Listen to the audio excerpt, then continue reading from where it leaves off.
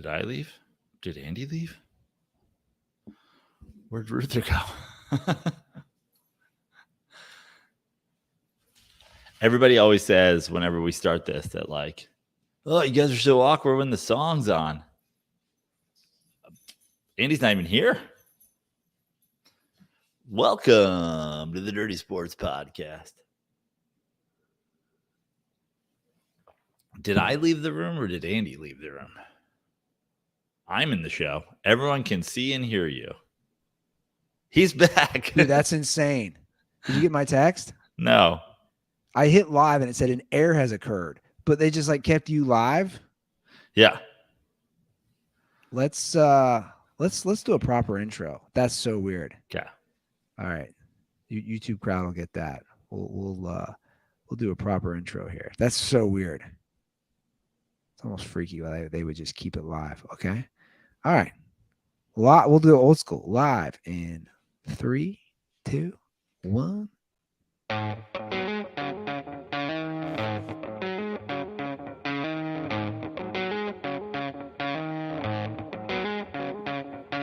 Welcome to the Dirty Sports Podcast. I said welcome to the Dirty Sports Podcast with Andy Ruther and Joe Prano. Welcome to the Dirty Sports Podcast.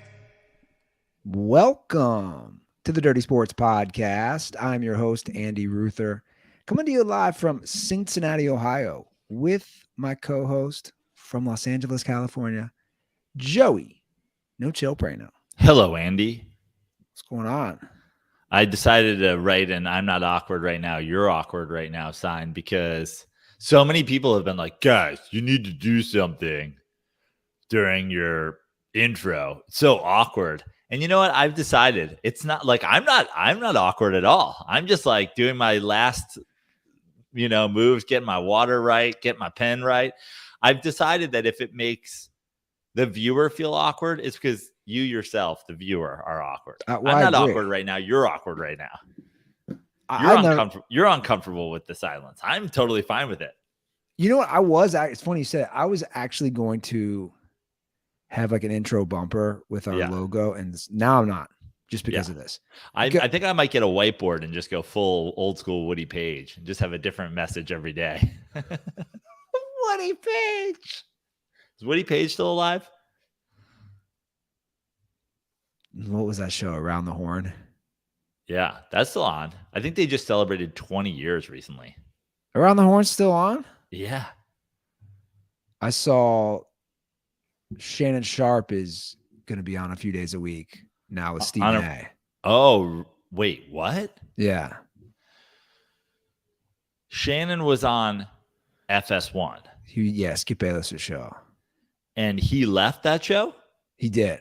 Oh, I thought they got rid of Skip. No. So Shannon left. So who's on with Skip these days? They're going to have, I think, a rotating cast. Oh, I did hear Richard Sherman, right? Richard Sherman.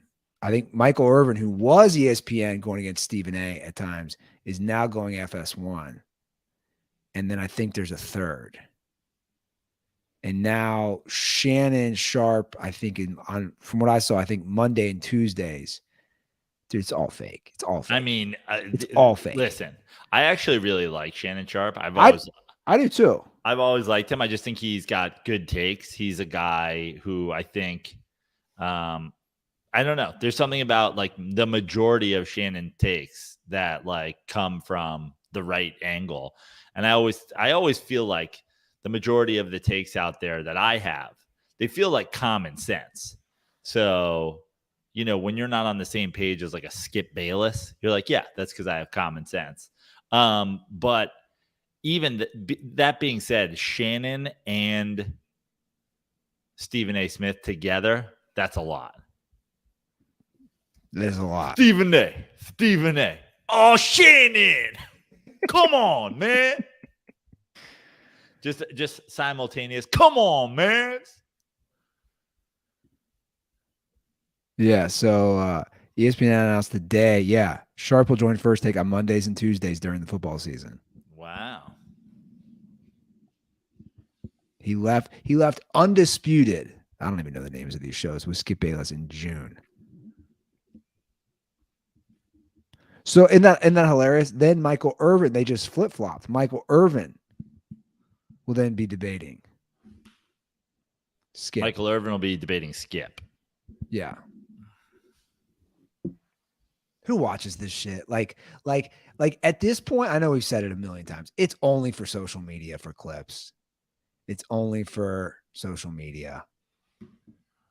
Like if you're, I don't even care if somebody doesn't listen to us, but dude, like if you want like sports takes and you're going to that, like what are you doing?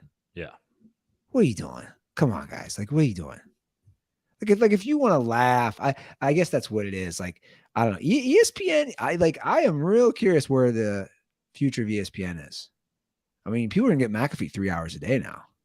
Now, where will he air? On ESPN? And then I don't even know where he's has he joined ESPN yet officially? I think it starts in September. Okay. So everybody's rolling it out for football season. Yeah. So he's going to start in September. And I believe. Yeah. Okay. So here it is. It starts September 7th. So McAfee will simulcast from noon until 2 p.m. So 2 hours a day on ESPN, ESPN YouTube, and ESPN Plus. Oh, and the final hour will also air on ESPN, on YouTube, and ESPN Plus. I don't know if that will also air on his YouTube at the same time. Right. Well, because he had always said we'll always be on YouTube, right? Correct. But maybe that'll be on ESPN's YouTube. Maybe that's the compromise.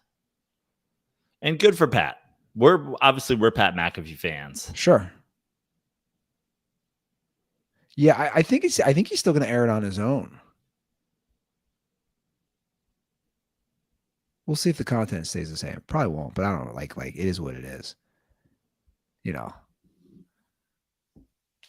I don't know. It's just, you know, I don't know what the future is of that stuff. I don't really care. Like my thing is, again, I just want to watch the games. Like I just want to watch the games. If wherever the games are, I'll watch. And honestly, I just want the Mannings calling all the games. If we can somehow getting Mannings, like I understand it's a lot of work, you know, Peyton and Eli prep for Monday night. So just give me Cooper and Archie on Thursday. Give me Abby, Eli's wife, and Archie's wife on Sunday mornings. I don't know. Just give me all the Mannings. You want the dog. You want the Manning. Oh, I'd absolutely. Let me tell you something. I don't know if any of the Mannings have a dog. I believe Eli at least has a dog. I can assure you that dog does better commentary than fucking what's the sideline reporter on Monday Night Football? Not the sideline guy who's up in the fucking thing. Oh, well, he used to. Booger McFarland? Yeah. I can tell you that the Manning family dog greater than Booger McFarland. Hey, he's struggling. You know who else was bad? Remember how bad Jason Witten was? Yes. Not only was he bad, he suddenly wore a toupee. Yeah. Then just go with it. Like, just go with it, man. You don't got your hair. It's fine. Just go with it. Suddenly you're showing up in the studio. He's like, no one knows what my hair looks like. I had a helmet on my whole career. He's like, I was thinking about going with a large blonde Dolly Parton wig. They're like, everybody knows you don't have Dolly Parton's hair, dude. Jason Witten was maybe I should just go with like a proper thick part then. He was so bad on Monday Night Football, he went back into football. Like, he was so bad. He's like, he was taking such a beating doing Monday Night Football that he actually went back for literal beatings. Oh, yeah. He was like, the CTE I'm taking on social media is worse than the CTE I'm taking on the field. So I'm going to go back on the field. He's like, I haven't actually taken that many hits to the head in my career, but Twitter just kicks me in the face repeatedly during broadcasts. Yeah. Well, Nothing's more painful than hearing he's worse than Booger. yeah. Was he? I don't even remember if he was on with Booger. I think Booger's been like a staple for like how long now? Well, no, Booger does the halftime show now. He's Yeah. done the halftime show. He's Oh, not, I honestly I don't know anything about what the last year's thing. I have not tuned into anything but the Mannings. but what's funny is that even that halftime show has been shaken up because the halftime show used to be Booger, Susie Colbert. This was the pregame show as well. Steve Young, Randy Moss, not sure who else, maybe Adam Schefter. A lot of people got fired. Like Colbert got fired, Steve Young got fired. It's just gonna be an AI bot. Steve Young, I told you, shared the box at the Super Bowl with him. Good guy, solid dude, Great quarterback, fun great quarterback. great quarterback. Maybe underrated at this point. I'd argue underrated. Yeah, I mean, obviously he didn't get to play as much as probably he deserved. Although his time in Tampa Bay was kind of a disaster-ish. But that was Tampa Bay at the time. And then, he backs up Montana. But like when he played, his numbers like on a game, like a per game basis, pretty legit. So you could argue with Steve Young. That's what you want in your modern current NFL quarterback. Guy who can run, who's athletic, doesn't have to, but can also whip the ball around the field. Yeah. You know what I'm saying? Like I would look at like Steve Young, hella touch. Yeah. Really great arm. I'm saying like the modern day Patrick Mahomes, very similar to, obviously no one's been like Mahomes as far as ability. And obviously Mahomes better arm for sure. But not as talented a runner by any means. But that's what I'm saying. Like there's a lot of similarities in their game if anybody grew up watching. Basically, Daniel Jones is the modern day Steve Young. Yes. No big deal. Yeah. No big deal. He's right-handed. And today's most modern day, the most poorest of poor Steve Young is Zach Wilson. Right. Both BYU, both Mormon, both good-looking white guys. I got to ask you something. You're falling in love with Zach Wilson on Hard Knocks. Every year, Ruther is like the pulse of America. No, every year Ruther falls in love with the team on Hard Knocks. He's like, I don't know. They can be sneaky good. No. But here's my thing with Zach Wilson. This is a discussion I want to have. Does Aaron Rodgers actually care about him, or is this all for camera? That's where I'm at. 3 episodes in, Rodgers is, I'm helping the young guy. And he, I don't know if you saw that interview. He even said, I want to be here like at least 2 years. And then he said, then it's Zach's for the next 15. I wonder how much of it is genuine. So I think Aaron Rodgers is a fairly genuine guy. I do too. That's why I ask. Also, I don't even think it's as much for the cameras. I mean, I think that there's certainly a part of that, there's certainly a part of that. I think Aaron Rodgers is smart enough to know that he's always on camera because Hard Knocks is there and pretty much is going to always be on camera one way or the other in his time in New York. But I think a lot of the stories that came out of Green Bay, oh, he doesn't want to be there anymore and this and that. I think whether he believes he was right or not, I think the whole, and as much as I like Aaron Rodgers, I'm not going to pull my punch on it. I think the whole lie about the vaccine, because again, I feel like he straight up did lie. But I think the whole COVID lie plus the way Green Bay ended, I think Aaron Rodgers went from like universally beloved by every single football fan on the planet that wasn't rooting for a different team in the NFC North to like people not sure how they feel about him anymore. I think the whole thing, not just the camera, but also like how he's treating his teammates and all that. I think it's all this like end of his career character, like picture reshaping. Like, I think he's like, oh, my last couple of years of Jets, I'm just going to be the fucking man. I'm going to be the guy who teaches everybody and has the fucking thing to say about everything and is a good time to be around. I think he wants to return to being like the beloved Aaron Rodgers. Now, I also think Aaron Rodgers is like a pretty straightforward guy. Like, maybe he doesn't give a shit about all that, the way he acts. But like, tell me if I'm wrong, because we both like McAfee's show and we both liked Rodgers. The kind of gruff, sort of off-putting attitude that he would put on a bit of on some of the McAfee episodes feels really different than the Rodgers we're seeing on Hard Knocks. Yeah, I agree. That's why I ask. Like, I just look. I don't think a lot of it is. I don't know if it's disgenuine. I don't know if he's doing more over the top.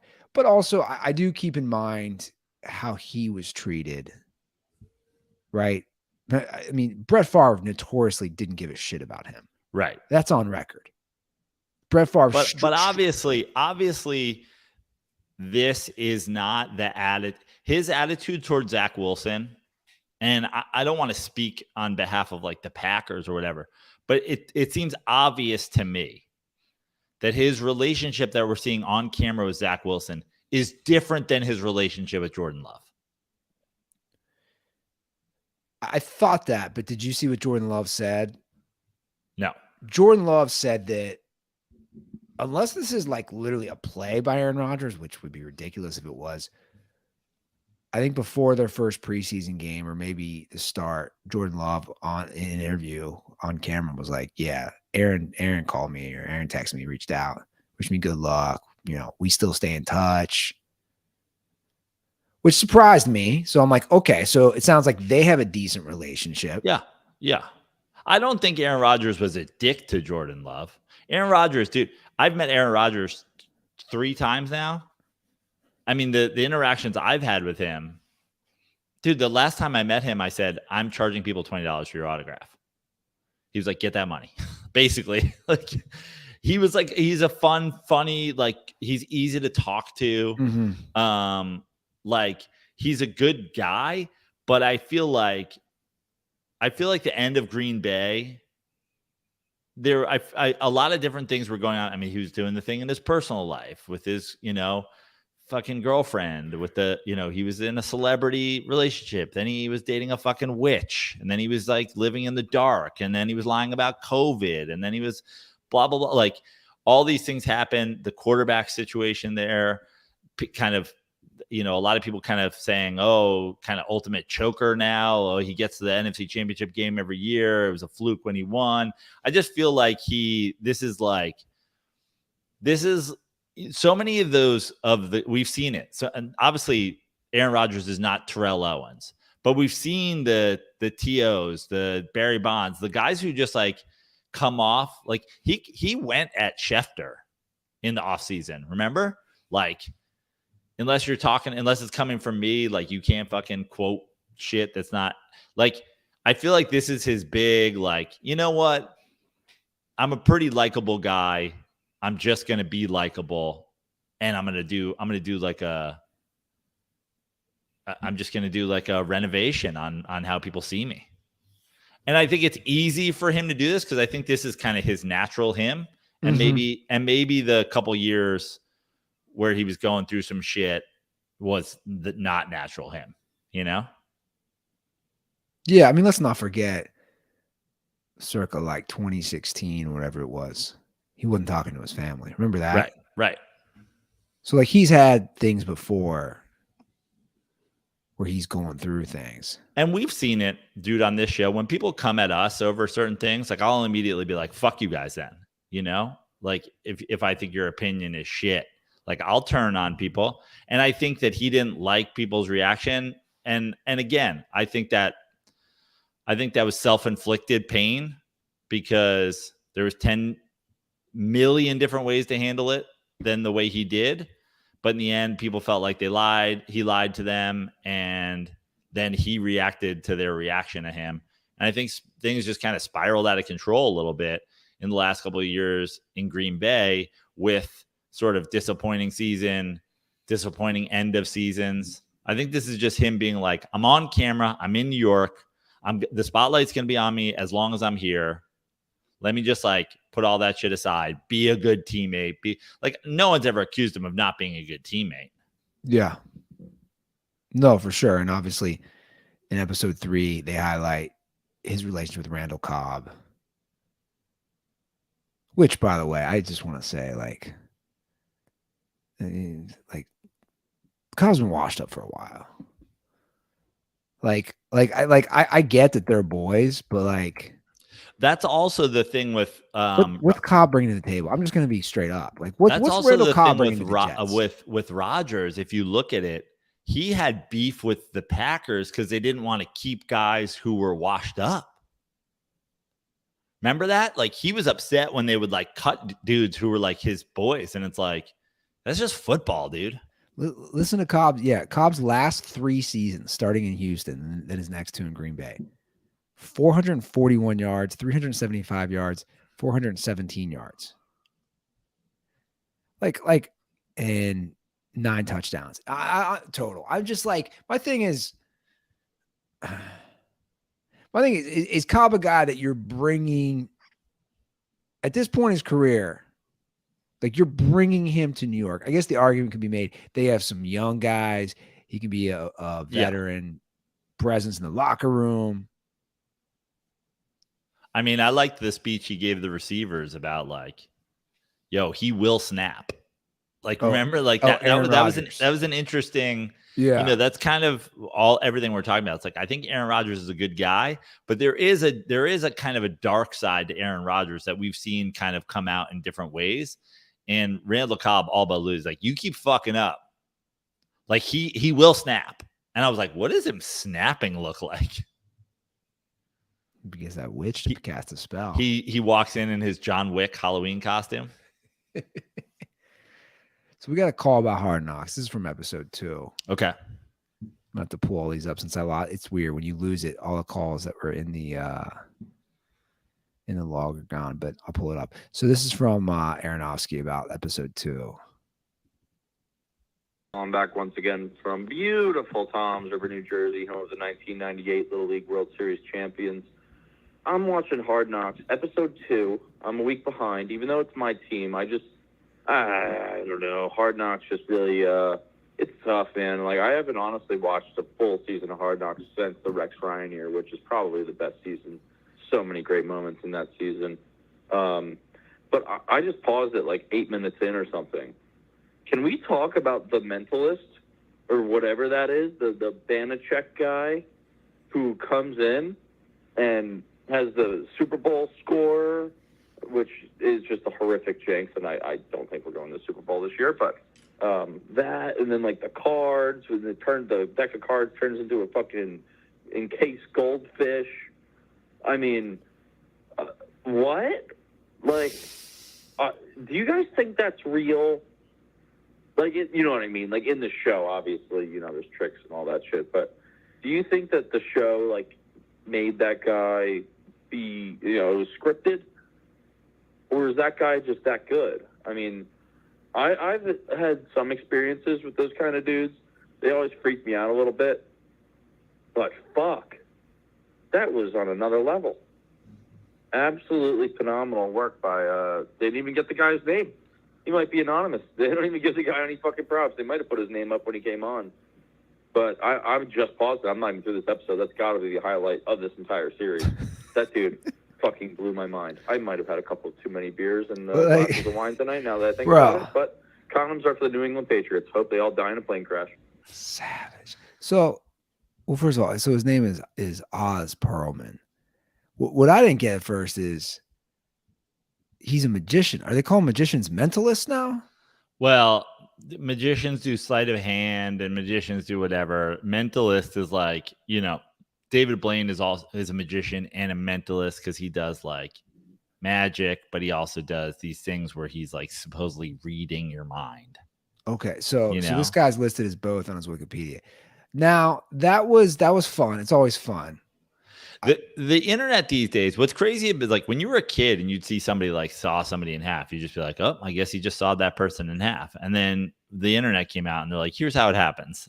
Now, I have not like Googled how one does these type of tricks, but I have a feeling that they're out there. Yeah, and like I like David Blaine. I've gone down some David Blaine rabbit holes on YouTube, especially when he goes. I mean, I'm just gonna call it as it is.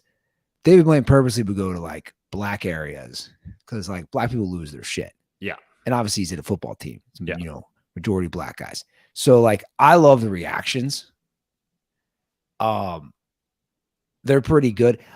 Here's the thing: the question of it being scripted. I think these guys are really good. Yeah. Like they have their tricks. I've seen David Blaine in person multiple times as well. It's like, you've seen him in person? Yeah. I saw him. Everybody remember the famous Quibi? I had a pitch meeting at Quibi and like my manager was in the office and then David Blaine walked in and was like doing fucking mentalist shit for the office. And I was like, this is ridiculous. Like I'm supposed to be in there, but I was like, I'm not going in because I'm going to watch David Blaine. And that's when I knew doing? He was doing the same kind of thing. I'll pick this card and then it's showing up in people's pockets. It's coming out of the fucking printer and shit like that. And you're like, Jesus. That was when I knew Quibi was going under though. It was like the middle of the day. It was like a Wednesday afternoon at like 2 p.m. and the whole office is out of their fucking chairs watching David Blaine. I go, anybody answering these fucking phones? I have a feeling Quibi's not going to last. Remember he was banging Madonna for a while? Wasn't he? It's magic right there. Wasn't he? Did I lose my mind? I think he was. Maybe. Anyway. I think they're really good, but I'm sure there's there's obviously a trick to it. Yeah, no, I think they're really good. Like I would see something like that live. Like I'm fascinated by that. I'm actually going to Magic Castle tonight. I never went. Where is that? It's in the Valley. No, it's in Hollywood. It's on like Franklin. Are you performing? No. Am I performing? Do I do magic now? I didn't know if they did stand up there. No. My girlfriend and it's always weird. I never call it an anniversary, but today is the anniversary of the first time my girlfriend and I went out on a date. So, an ex-girlfriend of mine, actually, who used to run in the I think she dated David Blaine for half a minute or something like that before me. She used to work at the Magic Castle. So I asked her if she could get us in. She said yes. Wait a second. So it's all connected. So she went from, like, she really upgraded from you to David Blaine. The other way around, buddy. She went from David Blaine to me. Oh, so she downgraded. No offense. Yeah. Or depends on how you look at it. I know some stories, which I will not out on this podcast, but I will add out to you off air. Oh, I can't wait because he seems like a suave. I bet he's a freak. He's got that. I think like chicks are into him. I don't know. Anyway, I'll tell you some things off air. Okay, yeah, you should. Or if you guys want to join our Patreon, no. Yeah. I'll tell you guys at the 1000th episode in New Orleans. Yeah, good plug. I'll say it in my stand-up show. So come down to New Orleans, where I believe I've seen didn't he? Wasn't one of his specials like a New Orleans thing? Good call. It was. I at least remember seeing him do a bit in New Orleans. Again, magicians love to perform for black people. I mean, 100%. So it's the old. Same thing goes for comedians, magicians, whatever.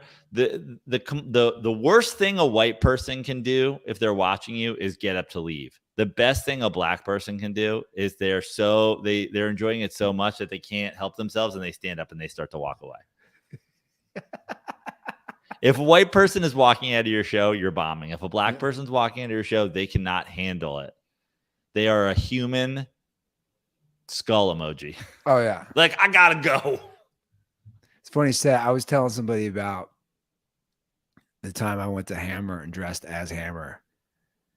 And I was telling somebody who's black, and I was like, yeah, man, when I walked in, I was like, you don't know nowadays. I was like, am I going to be judged for cultural appropriation with the gold baggy pants and the big gold chain? Or they're going to be like, fuck this white boy? I was like, no, it was the exact opposite. I was like, I was literally a celebrity. For people were losing their, like, the robot was happening like for 3 hours. People were just dancing around me and losing their shit. And I was like, dude, I just put on an outfit. Like I took more pictures with strangers that night than I have my entire life. That's like when I went to the Niners Giants Monday Night Football game a couple years ago. On my way in, I did a little tailgating, and on my way in, we were going through security. I've told this story before, and the anthem played, and just drunkenly, it was like during the whole Kaepernick thing. I just took a knee, and then as I was kneeling in the security line, I was like, I hope black people don't think I'm like mocking them right now. And then like these two black guys came over, like, this is our fucking boy right here. You fuck with this dude, I will fuck you up. And I was like, all right, I'm in. Dude, security for the night. Yeah. So we're gonna talk a little quarterbacks here real quick. First of all, I love that by the way, when Andy says that, he means for the next 8 months. The rest of my life. He means from now until February. I talk quarterbacks all fucking day. Andrew Luck retired 4 years ago today. Which I just wanted to mention that because I'm pretty sure Colts have not won a playoff game since he. No way. So he didn't play in the 2019 season, also known as the Jacoby Brissoli season. Yeah. They go 7-9. The next year they go 11-5. They lose the wild card. And they don't make the playoffs the next two. So it's just interesting. Like, they've had Jacoby Brissoli. They've had Phillip Rivers. They've had Matt Ryan. They've had Carson Wentz. They've had Sam Ellinger. It's a wild ride. And now they got the rookie. What's his name? Anthony Richardson. Yeah. Good luck, because he's not going to have his running back. It looks like they're ready to entertain, although this is kind of part of a game. I saw they're ready to entertain trade offers for Jonathan Taylor, but good luck this late in the game. I think that's a play by the team. Also, it's kind of like, let's see what your worth is, because the teams that they want first round picks, and I don't think they're not going to get first round picks, not for a running back. But like, it's funny because the Colts don't want to pay him, but also they want what they think is equivalent value to what they won't pay him. But do they want that? I've read things where they're saying out loud they want these first round picks or a first round pick, but they know they couldn't get that to prove to him what his value is. Right. Okay. That's fine. It's a contractual ploy. They're going to say, okay, dude, you think you're worth this? If we can't even get a first round pick for you, you ain't worth this. Right. I would never give him a first round pick for running back right now. Certainly not one that's you're in the contract dispute with, that is in what, year 4? Yeah, year 3 or 4. But the big news this week, we were texting about this yesterday. I can't get over the Trey Lance thing. Trey Lance lost the backup role to Sam Darnold. I'm not to dunk on Andy Lazarus in his own home, but during that draft, everybody knew that they were going to take a quarterback. And he was literally like, if they draft Mac Jones, I'll fucking kill myself and stop being a Niners fan. I know right now, if you look at all those guys that there's the list of guys that got drafted behind him. But right now, you absolutely would prefer Mac Jones in that draft spot. But I'd argue, as as good as Brock Purdy was last year, like if they have drafted Mac Jones, he's probably their starter. 100%. And they're probably I think they obviously have a better shot at being, I mean, they were in the NFC Championship game last year, but like, and him getting hurt, but I don't know. Do you have a Super Bowl already if you had Mac Jones? And I'm not like a Mac Jones fan. Yeah, no, I know. I mean, the list is crazy. So they traded for 3 first-round picks to get him at number 3. I mean, this list, because these guys are mostly all good. The 10 players after Lance: Kyle Pitts, Jamar Chase, Jalen Waddle, Penei Sewell, J.C. Horn, Patrick Surtain II, Devontae Smith, Justin Fields, Micah Parsons, Rashawn Slater. Dude. This is the 10 players drafted after him. That's crazy. I'd want any one of those 10. Yeah. I just like my thing on Trey Lance. We all knew he was a project, right? He went to North Dakota State. Didn't he only play 1 year there? Yeah. But like, how big of a project? Let's not forget, Trey Lance was the starting quarterback starting last season. That's why it's so crazy. Over Jimmy G. Over Garoppolo. I think the 49ers could have a problem because Purdy went 7-1 as a starter. 100% playing early Tom Brady ball, New England Patriots, right? I got a great defense. I'm not going to turn the ball over. He also looked really good. He looked really good. Did he? Or am I forgetting? He looked really good doing it. I mean, he had like it was definitely like sort of early Goff. Early with McVay, Goff, like he didn't have to make the fucking throws, but he also had a couple of plays where you were like, oh, he showed more like ability to like put the ball in spots in 7 games last year than Goff did in his whole time in LA. But at the same time, it was very similar. It was like, hey, just throw it to the wide open guy or get the fuck rid of it, which is becoming more and more of a thing in the NFL these days, where it's like turnovers are everything. I mean, you look at, again, the completion percentage and stuff like that. Like, I mean, QB rating at this point is like Kirk Cousins is a higher QB rating than Joe Montana. Like, what the fuck are we talking about? What you know what I mean? Yeah. Yeah, no, I agree. Like Joe Burrow, and I know it's only been 3 seasons, so there's a minimum on this, but to your point, I saw a stats like Joe Burrow has the highest completion percentage all time in the NFL history, is a minimum of 3 seasons. I'm like, well, first of all, that's too small of a window, 3, but also it proves your point. Guys are just completing. Dude, if you're not completing what 65%, yeah, 65% of your passes now, like you're not that good. You definitely can't turn the ball over. Yeah. I mean, did you see a thing on Hard Knocks? They're saying how much Rodgers hates interceptions. Yeah. Like the gunslinging Brett Favre days, the early Peyton Manning days, those things are a thing of the past. You just lose. If you turn the ball over, you just lose. That's again, I know we always bring it up, but that's why Jameis Winston's a backup. Right. Like you just can't sling the ball around to the other team. And it's like, here's how his interception percentage compares to Otto Graham. And you're like, who gives a fuck? How's it compare to Brock Purdy? Otto Graham. What I was saying about about Brock Purdy. Otto Graham was throwing interceptions because he was two-handing them over his head because that's the only way they could get spiral on them because the balls were so big and they were made out of actual pig's skin. It was just like an inflated pig's liver pumped full of air, and they had to throw it like this. I want an episode of Black Mirror where like old-time athletes come into modern day games. Do you watch Black Mirror? I've seen a bunch of them. Like where there's some sort of simulation.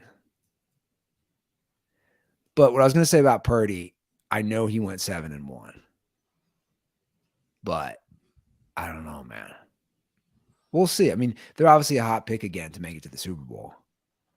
And I liked Purdy. I just like, give me a full season. Yeah. You know? What's crazy is that here's what the Niners feel like a team that either Brock Purdy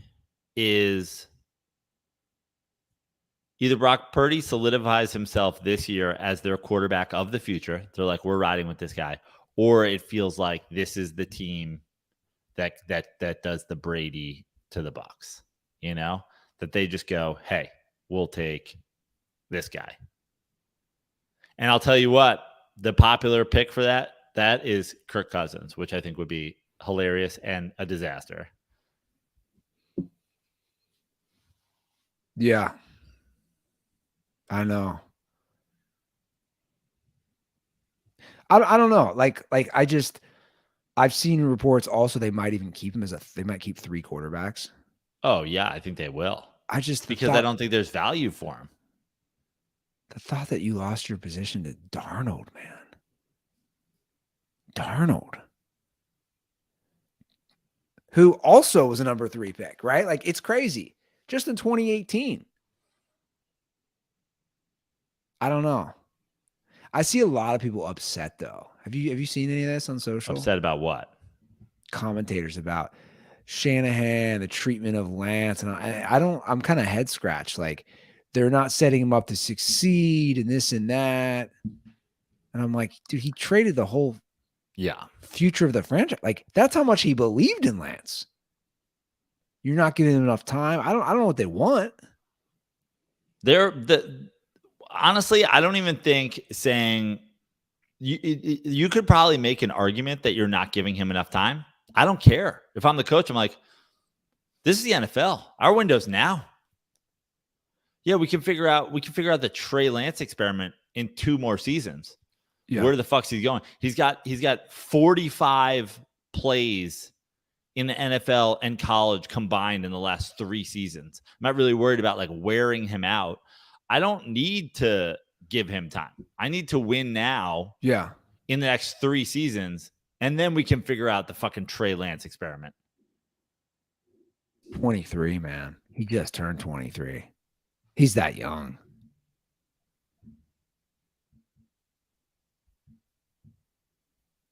Russell Wilson was like 26 when he came into the league. Yeah, but and you know, all the headlines are talking about how big of a disaster, and even we're talking about it. But at the end of the day, they're right there to win a Super Bowl. You know what I'm saying? So like the argument is they could have got all these guys. I just showed all the guys on the screen. It's a nice list of 10 players. And you know, I'm just seeing headlines. Oh, what a disaster. Maybe, but they also are competing for Super Bowl.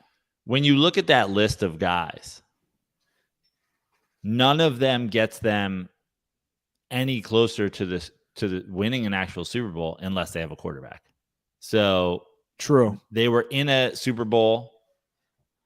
They didn't think they had the quarterback. They tried to get the quarterback. I mean, it's a disaster that all those guys came and they traded 3 draft picks. That's why you go back to the Mac Jones thing. They probably could have had Mac Jones without trading fucking anybody. Yeah. I totally forgot about that. I don't know if Mac Jones, you know, it would be a totally different situation for him there than it would be. But Brock Purdy was fucking Mr. Irrelevant. Yeah. Maybe that mentalist can get Trey Lance for some of those draft picks back. Maybe he can show up to practice and I don't know, trade Trey Lance. Maybe he can just be in the helmet like McVay was for Goff, and he can just be like, I see that the slot will be open on this play. I already see it. He's wide open. The D-back falls down. Yeah. I don't know, man. It'll be kind of fun to watch it play out. We're 2 weeks away. The NFL starts 2 weeks from today. It's crazy. Love it. Sneaks up on you, doesn't it? So We all know. I'm getting ready. I'm getting excited. Let's fucking go. I talked about the Andrew Luck anniversary. We have another anniversary for a movie. I wanted to discuss. Wow, big day for anniversaries. Well, it's not even specifically today, but it's the 30-year anniversary of The Sandlot coming out. And wow, 30 years. Yeah. You want to feel old. But I think it's a good time to have a discussion. And I know we've discussed baseball movies. But the question is, where do we rank The Sandlot? Now, I remember seeing it in the theater with a couple of my brothers and my mom. Now, I'm just pulling up, this is one list, but this is what I would say is just a list we can kind of go from, right? It's from MLB.com, and it was written in December, so it's relatively recent. They list their top 25. Will Leach, who wrote it, who I've read some of his stuff. But anyway, his top 25 baseball movies of all time. He has Sandlot at 8. Probably low, honestly. Just real quick, and again, you don't have to agree, but this is kind of our bar that we'll start with. Bull Durham, number 1. Dog shit. Bull Durham's fine. It's a good movie, but that is not the number. Bad News Bears is the number 1 baseball movie of all time. The original Bad News Bears is the number 1 baseball movie of all time. It's so fucking good and so funny. And you talk about things that you can't say anymore and the things that you can't do anymore. We talked about this. Laz and I, on an episode of Dirty Slides, gave our starting lineups in order of like 9 best baseball movies, but like which one you want to lead off, which one you want. I had Bad News Bears hitting 3rd. Because it's so well acted. The kids are great. I mean, it's real. Like, to me, that's the best baseball movie ever. Interesting. So he has that at 11. Oh, so horrible list. Well, let me just go through the top 10 and we can kind of break this down. Bull Durham, number 1. A League of Their Own, number 2. The Pride of the Yankees from 1942. Never seen it. Number 3. That's like taking Trey Lance at 3. I know. Field of Dreams 4. 8 Men Out 5. What the fuck is this list? Moneyball, number 6. The Natural, number 7. Sandlot, 8. Everybody Wants Some, number 9. And number 10, Major League. What a fucking dog shit list. First of all, here's the list of movies, in my opinion, that are above The Sandlot. No particular order. Bad News Bears, Major League. Those might be 1-2 baseball movies of all time. Major League is also fucking so good. It is. Bull Durham, Field of Dreams. But they're the 1-2 of Costner. Great baseball movies. Can I say something real quick? The Natural. It's almost like, in my opinion, it's tough to just rank these because they're all so different genres. You have your R-rated Major League. You have your family-friendly, but still holds up with kids and also adults, Sandlot. You know what I'm saying? Like it's tough for me to put these in the same category. Same for Bad News Bears, like you're saying. Dude, if you guys haven't watched the Bad News Bears, you have to watch. It's amazing. I love that we got to like 11 or whatever. No fucking not rookie of the year. Rookie of the year, overrated. Little Big League, underrated. Little Big League, great movie. He has... Wait, Little Big League? Is it even in his top 25? I don't see it. It's horrible. This list is horrible. Little Big League is fucking... Put me in, coach. I can throw strikes. Mags, I love you, but die like a dog. But see, he's got a lot of old movies I've never seen. Like number 15, 1949, Take Me Out to the Ball Game. Like, what, buddy? What? A Technicolor musical directed by Busby Berkeley. Like, everybody get together. We're making Take Me Out to the Ball Game. It's starring Gene Kelly, Esther Where are Williams, the singing Cracker Jacks? Are they here? Frank Sinatra. Somebody get the singing Cracker Jacks to make up. We've got a show. We've got a picture to make. Those dancing hot dogs, they're not. How are they going to be able to dance if their legs are strapped together in a hot dog? I need their legs separated. They're going to do a rocket-like kick.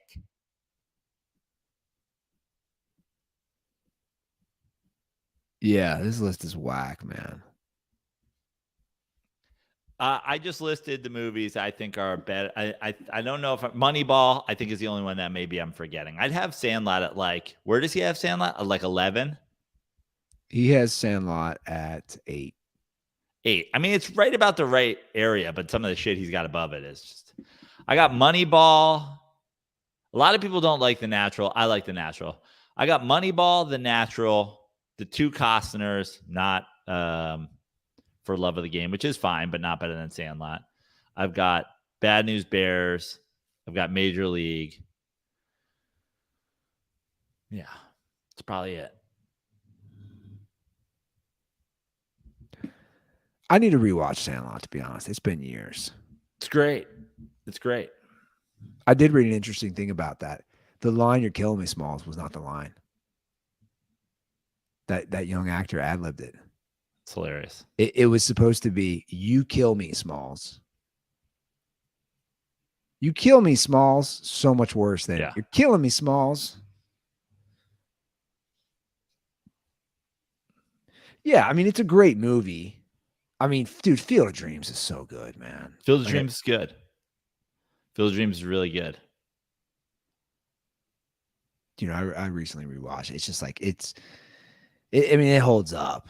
It's fucking great. It's a great movie. But like you said, I mean, it's tough for me to compare like a Field of Dreams to a Major League. Major League is so good. The ensemble cast in that is so good. Charlie Sheen is so good in that, dude. Yeah. Dude, everybody says that's why they made like 5 of them. Yeah.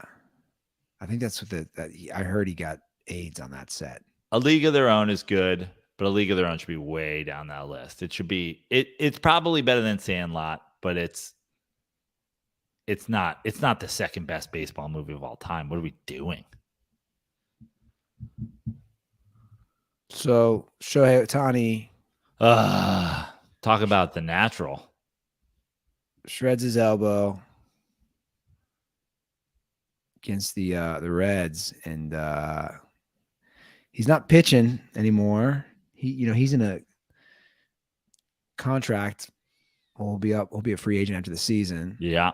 That tear probably cost him, not joking, like $100 million. You know, I read some things though that they think he could still be a $500 million guy as a header. Yeah, I get it. But that tear probably cost him $100 million. He might have been a $700 million player, an $800 million player.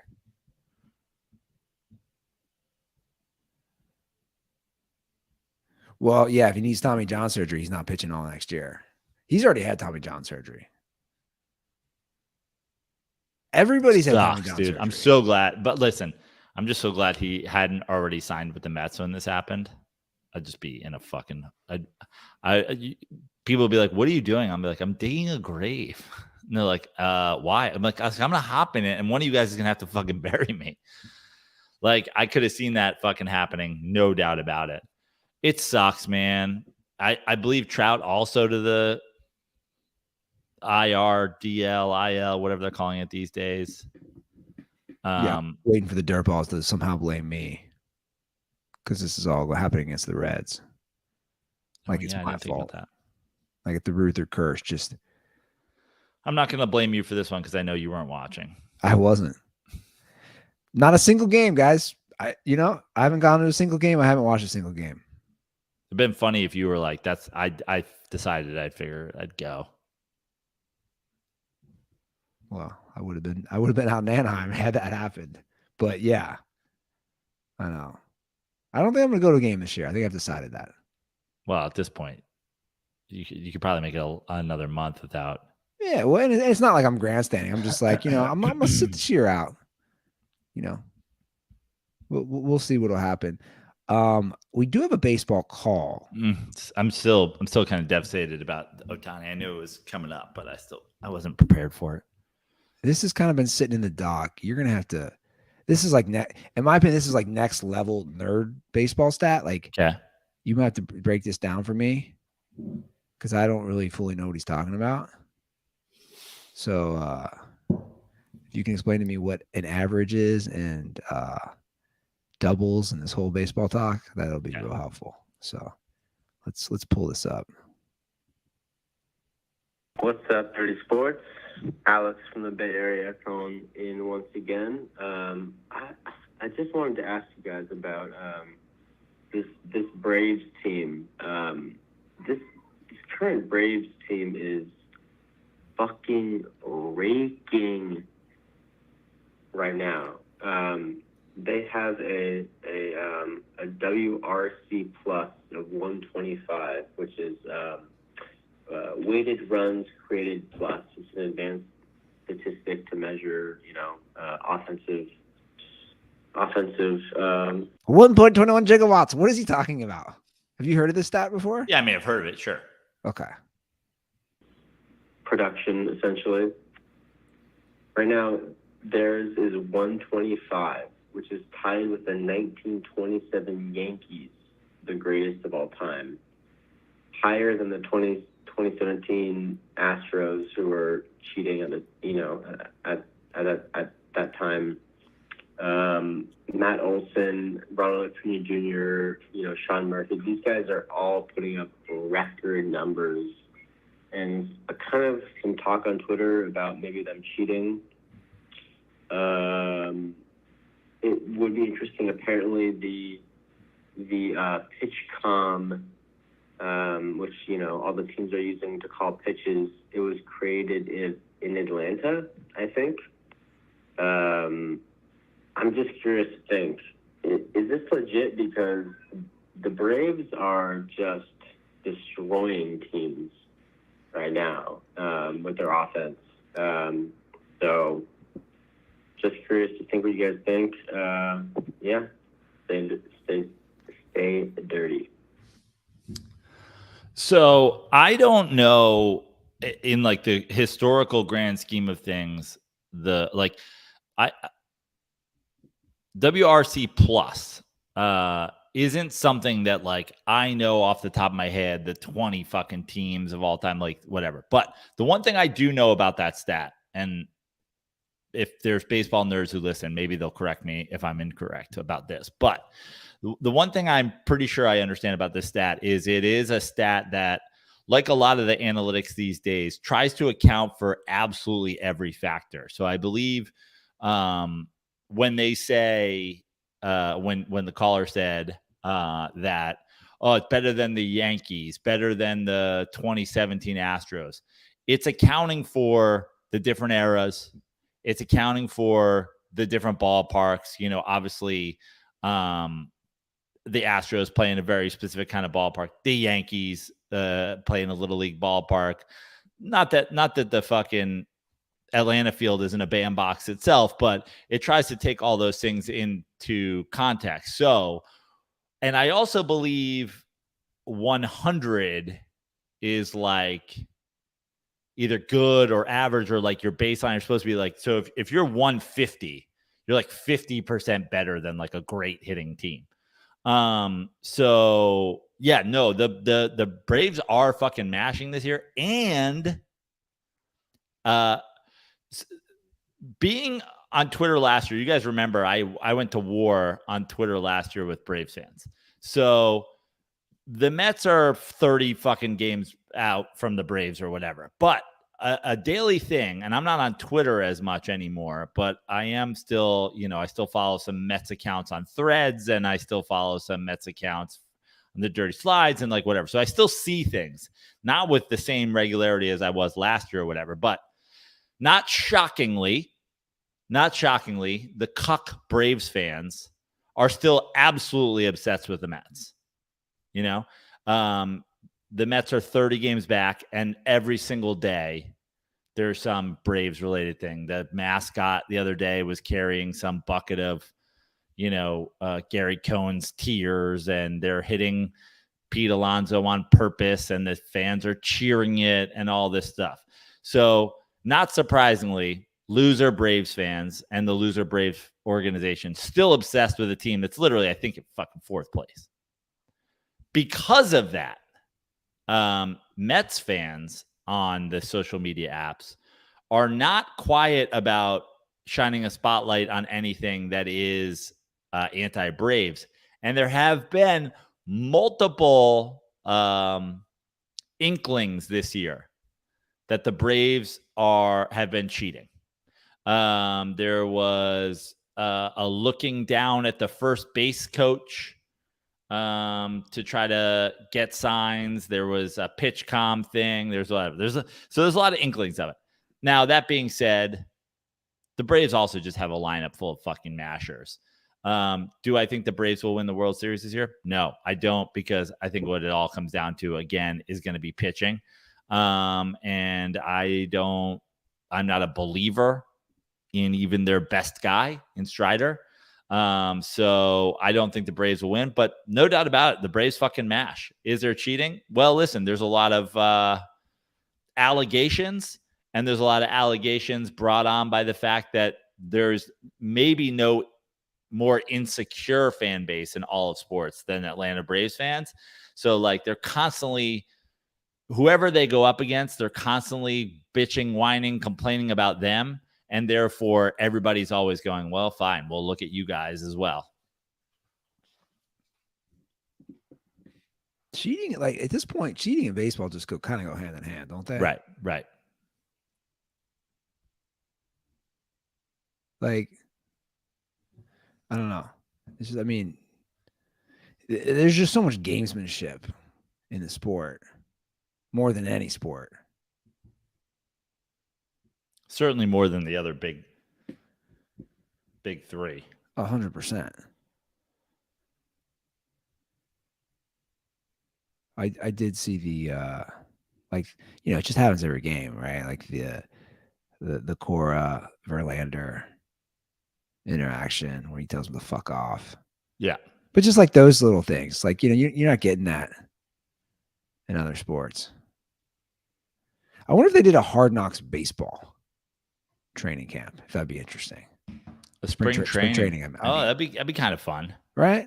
Yeah, I think so. There's just so many more people involved. Like, obviously baseball teams aren't as big, but when you go to spring training, there's so many, like the whole farm system is there. And you could highlight some of the, like, you know, like a foreign guy or a guy who came from, you know, some small town in the Dominican Republic and the whole backstory. Now, granted, you might need translators in some of these guys, but whatever. No, Major League Baseball is like, no one wants to hear guys talking a different language. Forget it. We're not going to do any sort of television ever again. We'll just hope that fucking...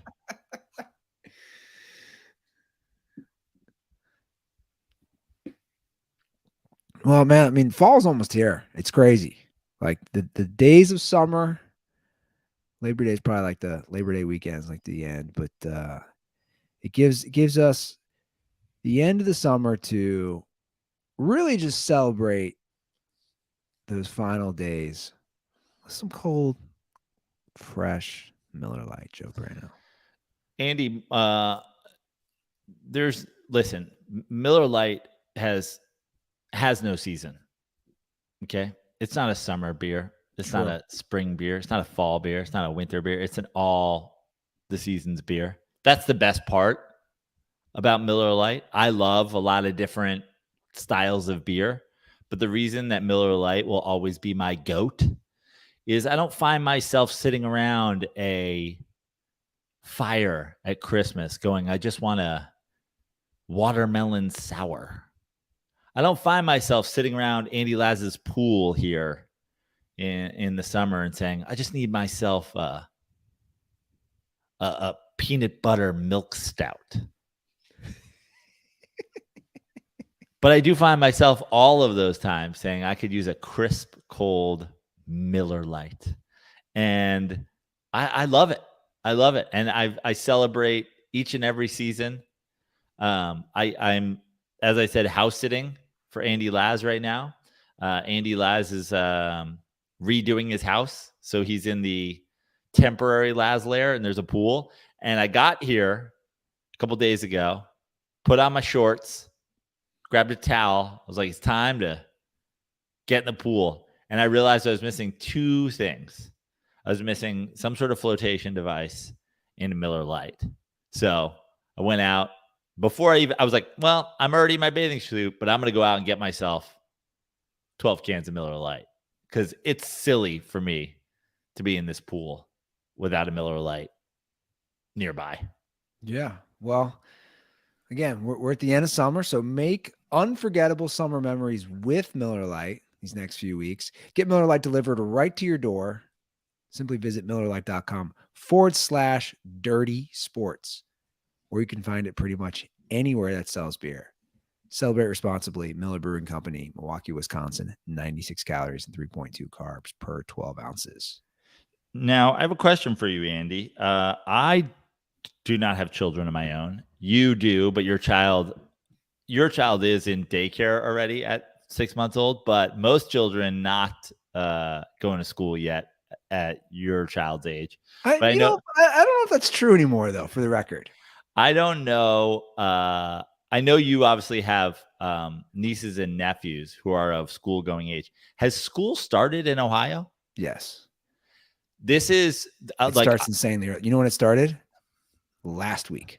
This is crazy to me. And I've said this to people here and they're like, oh, it's like a West Coast thing. And I was like, okay. I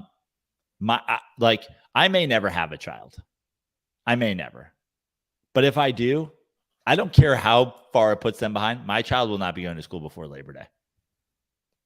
My child and I will sit. Your child will be weeks behind and weeks. My child will sit with me as I drink a Miller Lite for Labor Day, and I'll say, "Your dad doesn't care. You're gonna have to pick up the pace when you get there. But in this house, our children don't go to school before Labor Day." Well, it's preposterous to me. Well, basically, mid-August. Yeah, and it doesn't matter whether it's the public or private schools. That's insane to me. Last week around here. Well, I think it's moved up. Like we started at the end of August growing up for me. It's basically we started after Labor Day. Okay, no, we always started in August, but like it's definitely moved up probably 7 to 10 days. And I don't think they get out that much earlier either. Which begs the question: what are they teaching these kids? Because I've seen the test scores in the news. You kids are dumb as shit. It was always hot at the end of the school year. We would be in early June. But it says September to June. August to May? Why do you guys hate summer? Well, it's not, they still get. So when I taught, I had 10 weeks off in the summer. Like I think I started like end of August. Football and the start of school. They should basically come 1-2.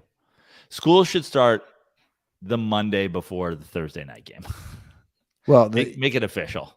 I'm sure the parents love it. Get these little kids back in school. Take them off your hands. Not me. I mean, listen, I know I'm not a parent, but I'm just gonna be like, guys, this is the thing. I'll also force you to go to school a couple weeks later, but you're not going to school before Labor Day. It's wrong. It's un-American. Well, if you have a kid, trust me. Well, listen, you've had a kid in daycare since the kid could fucking roll over on its belly. She's been in since June 1st. So she's been in since. I mean, she was in NICU pre-K. I was like, what is this? She went in about 3.5 months. By the way, no DirtBall ever DM me. I know you guys wouldn't, you pussies. I'm calling you guys out. I know anybody who messaged you, nobody came at me. Not a single person. Which I found funny. Well, you're going to get it now. It won't bother me. Just message me like what, because we can go through my schedule, which is funny to me. It's like, oh, why is your kid in daycare? Which I think I laid it out to where now they understand. Now that none of these places take it part-time.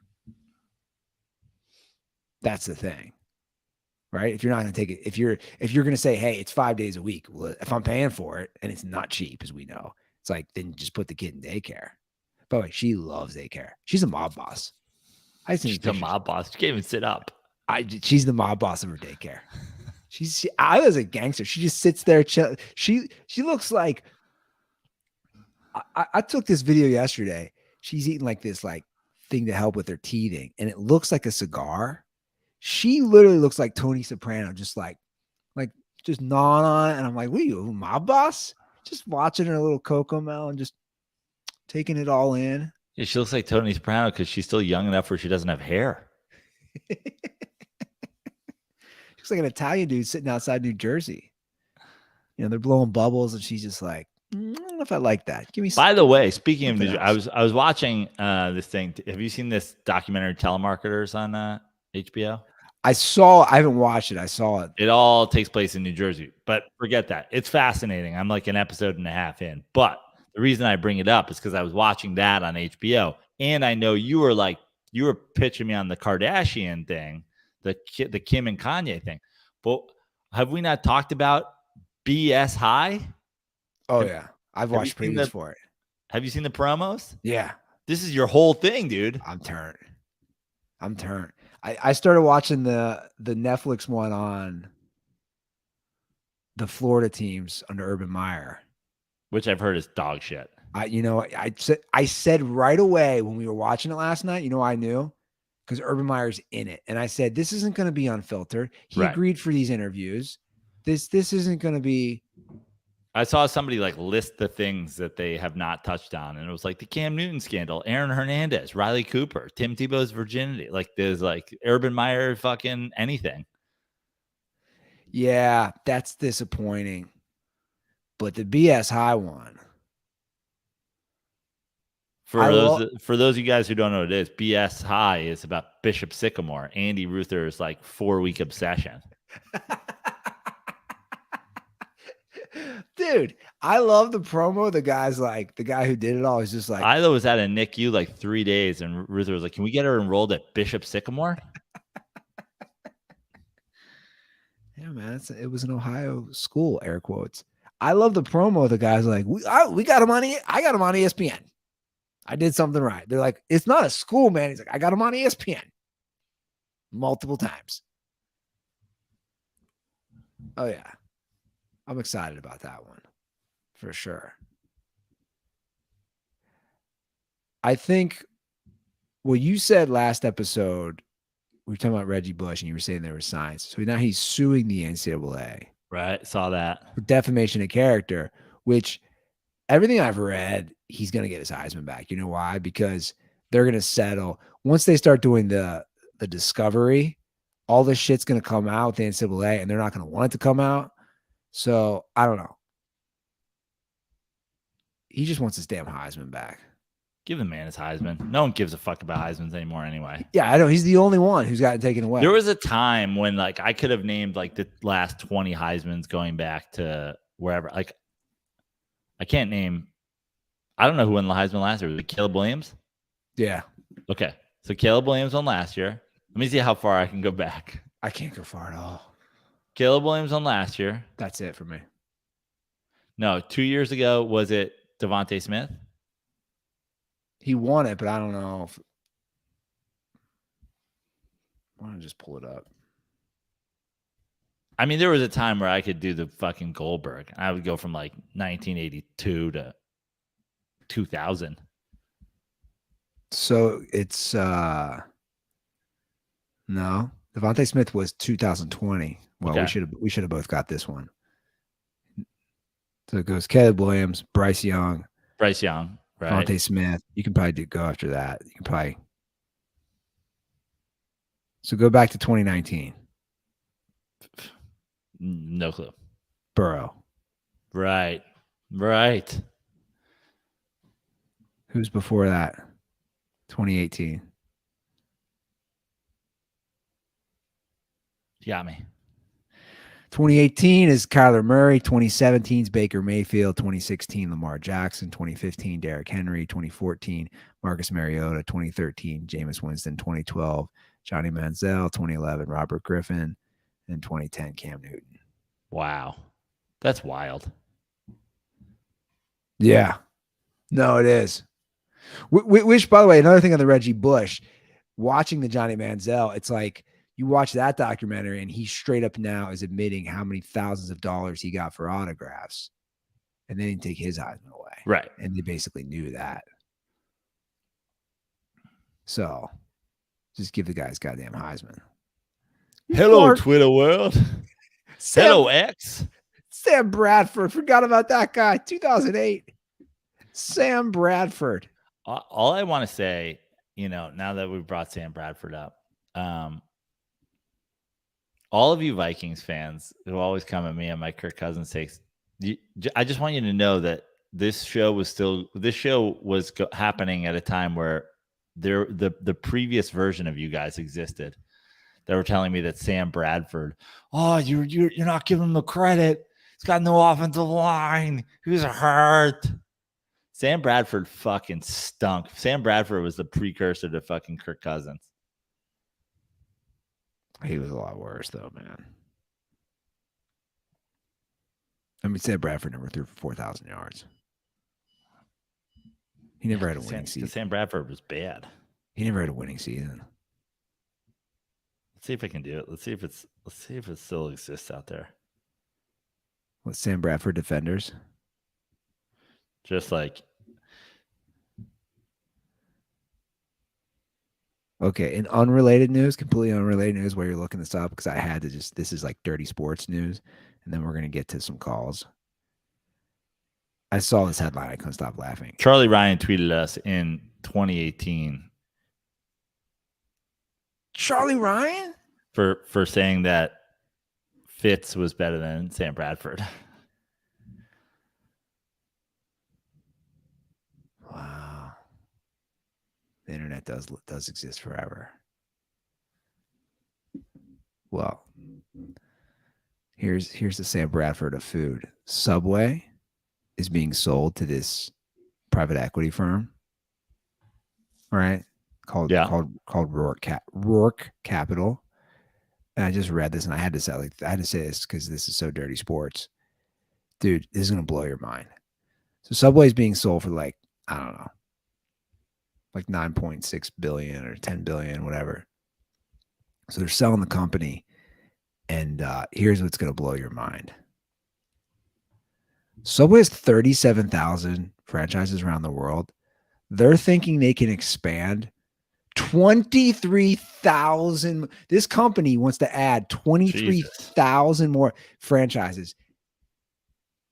And the crazy part is they have people from around the world that like are buying this. And the thing that I read, China, one guy is going to try to open 4,000 locations in China over the next 20 years. Subways. 4,000 in China. I couldn't be selling Subway stock harder like right now. Like to get into the Subway game at this day and age, you're synonymous with yoga mat bread, pedophilia, and just general like grossness.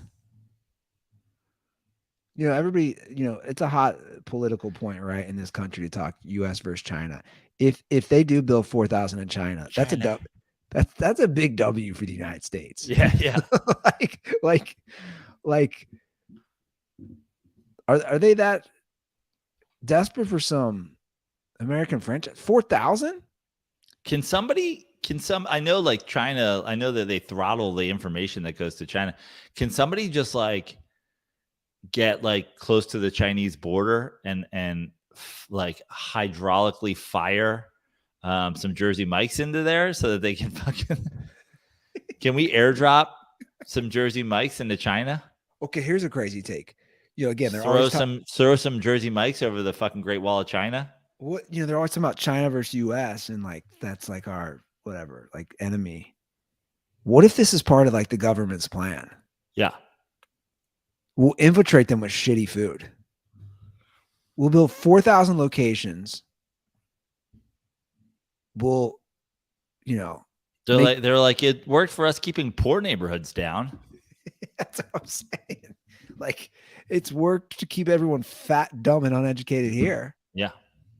Maybe if they start eating yoga mats with their bread, all their math scores are going to go down. And, they're not going to be as smart. Maybe. I saw that and I was like, and then I instantly thought of that DirtBall who created, where are you, DirtBall? I would love to know who it is. The DirtBall who created the Pro Subway account and would tweet photos every time he ate a Subway sandwich. DS Subway or whatever. The DS Subway tracker.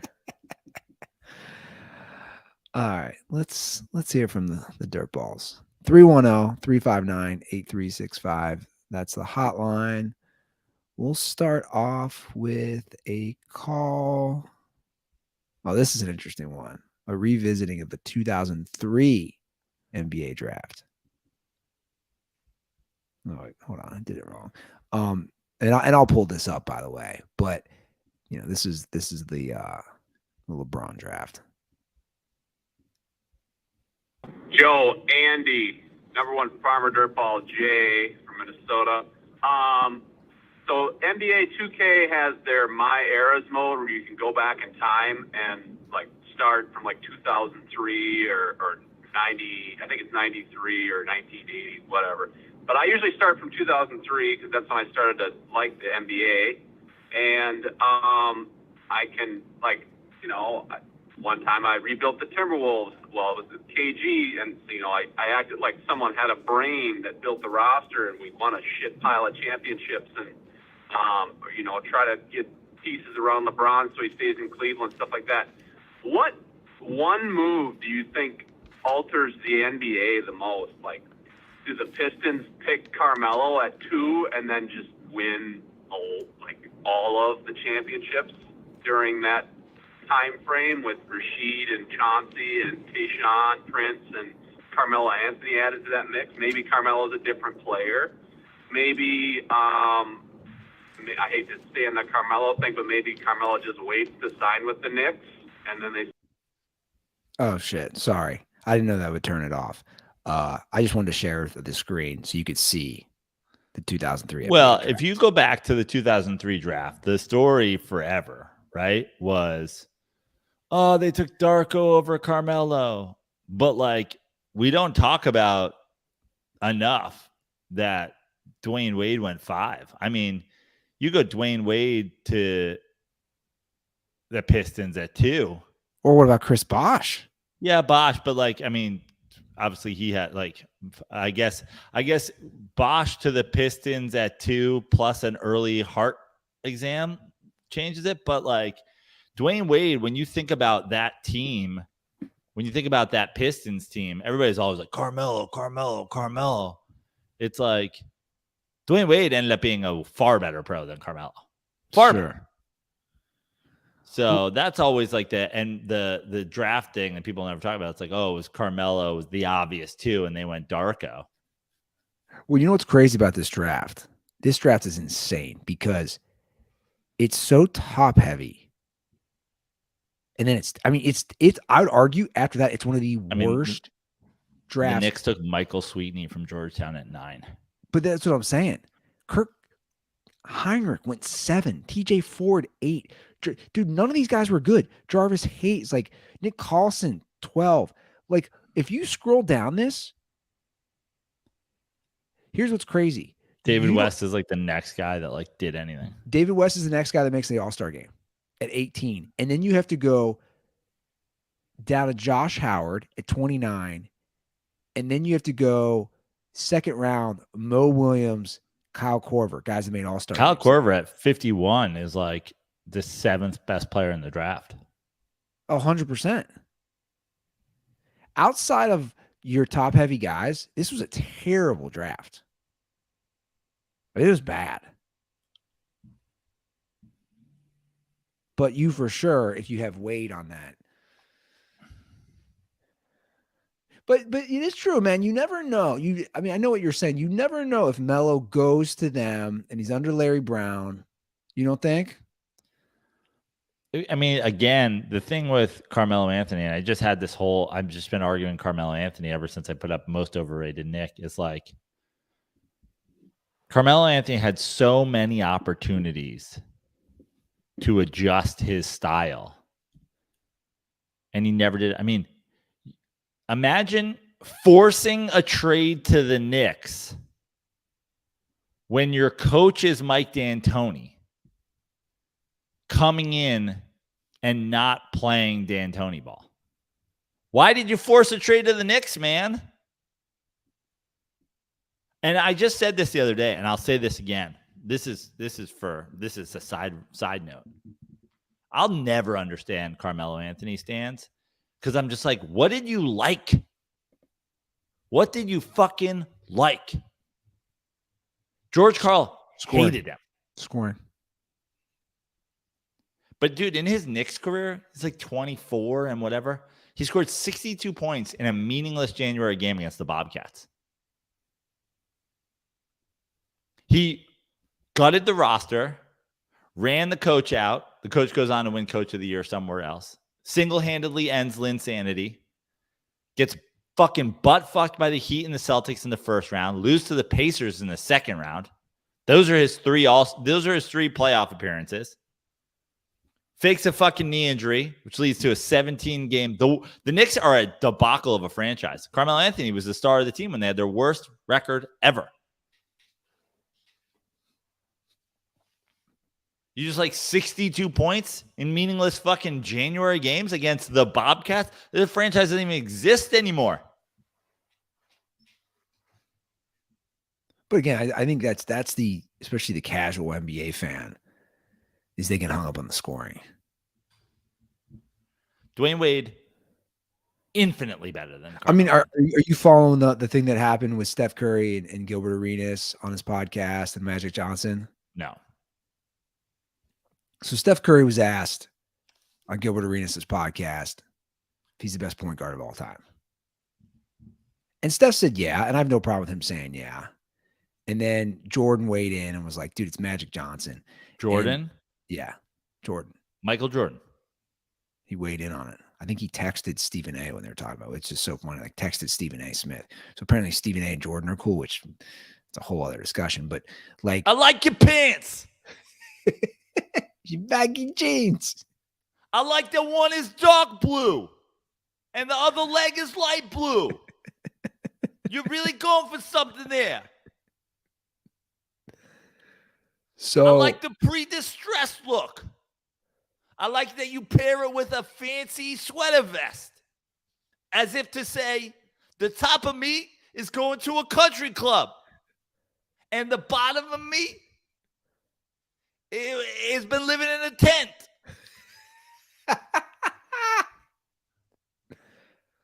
So this turned into a whole discussion, right? The best point guard of all time.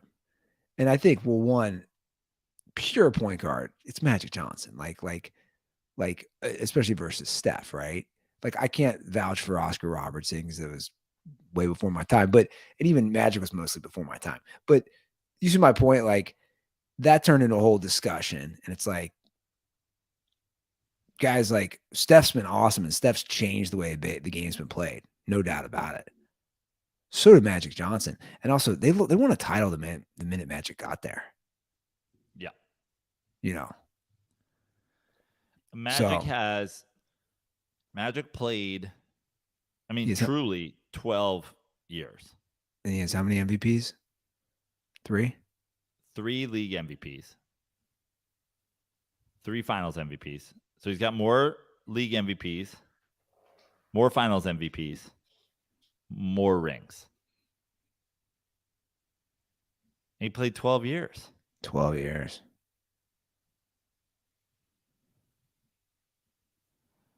More sex partners, more HIV. I mean, let's just end that conversation right there. You know, the Steph Curry championship thing, well, it'll always be clouded by Kevin Durant being there, you know? Steph won a title and a championship Sorry, he won it. No, he won just a championship and not a Finals MVP. Two league MVPs, one championship, no Finals MVP in the pre-Durant era. In the post-Durant era, he has just the one championship, no personal accolades, and he has the one Finals MVP in that one. Magic played with Kareem. Magic played with James Worthy. Magic was, joined a great team. No doubt about that. But he has 3 league MVPs. Yeah, for sure. I don't think. I mean, he clears you in league MVPs. He clears you in Finals MVPs. He clears you in championships. And he has a shortened career. His longevity stats are never going to be there.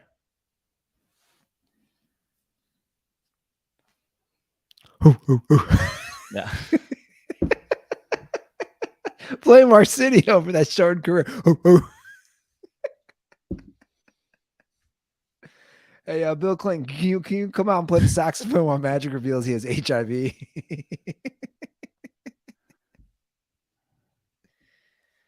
Okay, so we have a call about, we talked about Isla earlier. So we have a call about how I'm going to handle some things. This is kind of funny. McKay Parker, Houston, Texas. This question is for Andy Ruther. What are you going to tell your daughter the first thing or one of the first embarrassing things that you did? Went to an Insane Clown Posse concert or got too high with Trevor and Joe at the Dodgers game on 420. Condoms are for this Texas heat. Hopefully it's fall soon. And stay dirty. Bye. Those are like not even on my list of embarrassing, dude. Yeah. When he was coming up, I was like, what do you think's the first thing that you'll be embarrassed for Isla to find out about? I don't know if I'll be embarrassed, seriously. About anything? Dude, this is stupid. This is young and dumb. Like, well, first of all, like, so if Isla comes home, if Isla's 9 and she comes home from school one day and she's like, Dad, that's young. Timmy's father says he used to listen to your podcast and that you shit in a dryer. What is that? Why would you do that? That's not going to happen. I'm just saying, what if you...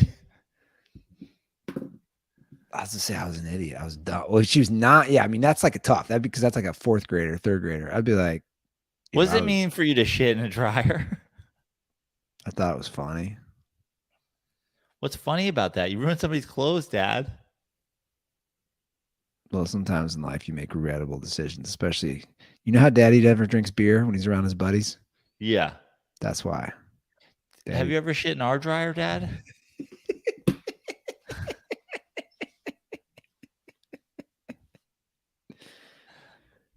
Oh, that's a nice little deep dive on the too high 420 game. Because I had to be walked home. Was that EJ? Was it EJ? I think EJ was there. Can we do an update on Trevor and EJ? Where are they now? Yeah, I want to do a whole. Did you talk about the Urban Meyer documentary? I want a whole Dirty Sports interns documentary. Meanwhile, Twerks is the only one who will sit for an interview. 100%. Oh my God. Are we missing anybody? Shabelli, Twerks. It went Shabelli, Trevor, EJ, Twerks, right? This is only 4. That's hilarious. Trevor forgot to hit the record button. The giant thing where it's flashing red or it's red. EJ lives in Texas again, I believe. He does. He's married. Kid? He was already married, though. Oh, that's right. He was married like hella young. Kid? Does he have a kid? Might have a kid. Twerks is like I think about to work for the Olympic Committee. Oh yeah, He's moving to Long Beach. He was interning when he was in law school for the. Trevor is the only person that still works at ESPN. Trevor outlasted Susie Colbert at ESPN. Oh man.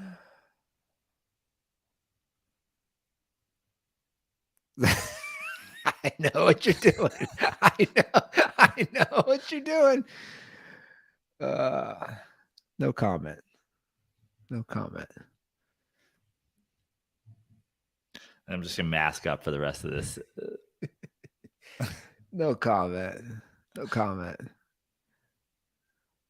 The where are they now? That's funny.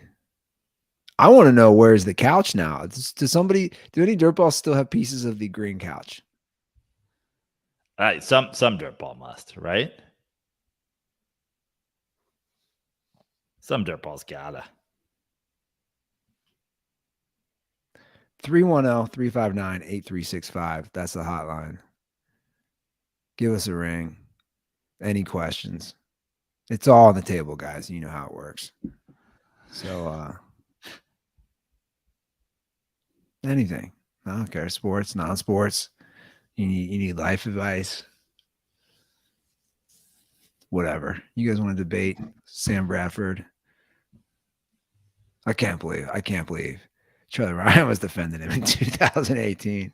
I mean, he was only defending him in relationship to Ryan Fitzpatrick, but also that's not true because I mean I remember Charlie Ryan basically being like, "You're too hard on the guy." I'm like, dude, he's fucking bad. He's terrible. Better quarterback, Sam Bradford. Crazy eyes, Sam Bradford. You know, I was laughing the other day. You were talking about. What were you talking about? A dirtball just giving you like who smuggled in some Miller Lite? Smuggled Miller Lights in the schmiggities. Which I was like, dude, that's pretty funny and wild. It's not as wild as when I met Crazy Eye Sam Bradford. I just meet the guy in like handshake, hands me an unwrapped, just like edible, just like, hey man, here's this, eat it, and you're just like. Bro, I don't know if there's fentanyl in this. like, what is this? By the way, can I this is just for all my edible loving dirtballs out there. This is I'm not telling you should do this, but I just think everybody should know. So I was in Colorado, and I won't name who gave it to me, but somebody gave me like a fucking shit ton of edibles. When I mean a bag, like I mean 300 edibles in a Ziploc bag. Wow. I just put them in my backpack and brought them on the plane. Just no one even blinked. Oh yeah. Oh yeah.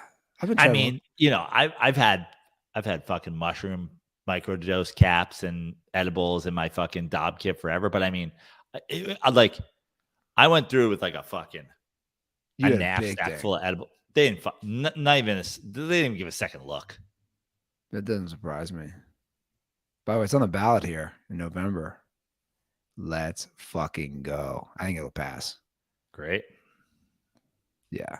I assume it will. But I think at this point, the whole country is like, what are we doing? Yeah.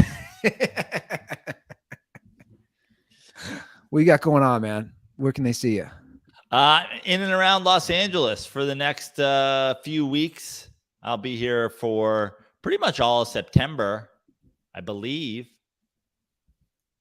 I'm here all of September. Got some shows in and around LA, San Diego, Huntington Beach, Big Bear, lots of California and Los Angeles and the surrounding areas shows.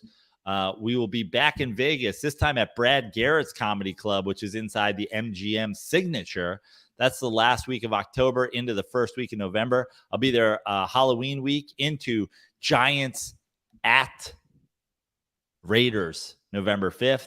We've got Alaska in November. And then, of course, the 1000th Dirty Sports episode in New Orleans, followed by 2 comedy shows at House of Comedy, New Orleans in mid-December. Next couple months, bunch of little road gigs. I'll be promoting them more as they get closer. But guys, like, listen, if you're in Alaska, obviously come to the show. If you're in Vegas, come to the show. But if you're in Ohio or Kansas or Texas or Colorado or North Carolina or Florida, just come to New Orleans. It's a no-brainer. 1,000 episodes of this nonsense. Stand up, super cool little club. And I'm going to say this, and this is not like I love comics love to do like tickets are going fast. If comics, like your last chance, guys, this is not your last chance to buy tickets. This isn't your last chance, but just FYI. And this is really probably more so for the people who want to see the live podcast. I think they sell 75 tickets. Like, I think seated room in the show is 75. Yeah, small room. So fun. One of the best little fun clubs I've ever done. But I believe it's 75 tickets. So if you're going to come do the podcast and a show, limited time offer. I believe we're going to do it until about 2 months out from the show. I think we're going to go mid-September. Podcast and a show, $30. 2 tickets for $30. Get them soon. Don't wait. Don't hesitate. And that link is always in the description of our show. So go check that out. All right, guys, that's our show. Thanks for sticking with us. We'll be back on Monday. Have a great weekend. And as always, stay dirt.